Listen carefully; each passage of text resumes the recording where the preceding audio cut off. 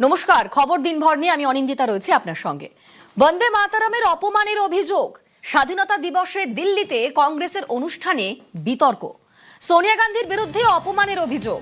সোনিয়াকে চিঠি বঙ্কিমচন্দ্র চট্টোপাধ্যায়ের পরিবারের, নিঃশর্ত ক্ষমা চাওয়ার দাবি জানিয়ে চিঠি লেখা হয়েছে। 15ই অগস্ট দিল্লিতে কংগ্রেসের অনুষ্ঠানে বিতর্ক। সোনিয়া গান্ধীর বিরুদ্ধে অপমানের অভিযোগ। সোনিয়াকে চিঠি বঙ্কিমচন্দ্র চট্টোপাধ্যায়ের পরিবারের, নিঃশর্ত ক্ষমা চাওয়ার দাবি জানিয়ে চিঠি। স্বাধীনতা দিবসে পুরো বন্দে মাতরম গাওয়ায় বিরক্তির অভিযোগ। সোনিয়া গান্ধীর ক্ষমা চাওয়ার দাবি।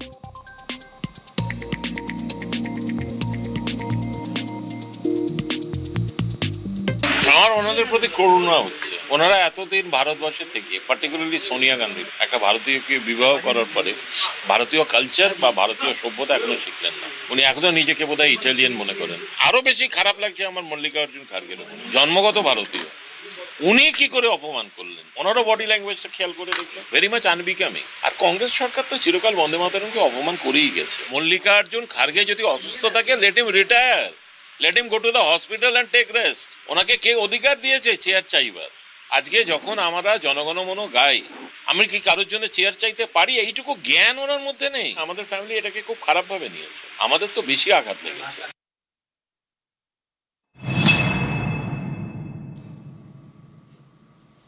বন্দে মাতরমকে অপমানের অভিযোগ, কড়া নিন্দা মুখ্যমন্ত্রী শুভেন্দু অধিকারীর।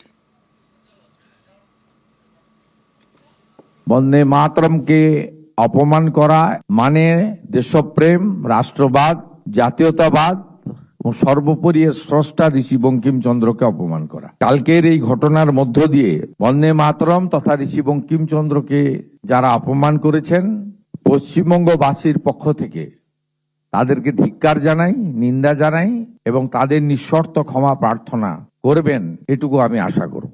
এটা তো বাংলা শুধু নয়, এ তো রাষ্ট্রের সঙ্গে যুক্ত।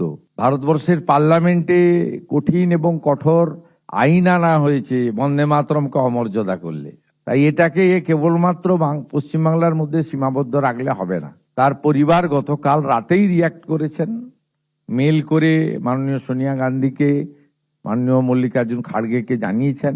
তারা ক্ষমা চেয়ে নিন, ভুল হয়েছে স্বীকার করবেন, এটাই আশা করি।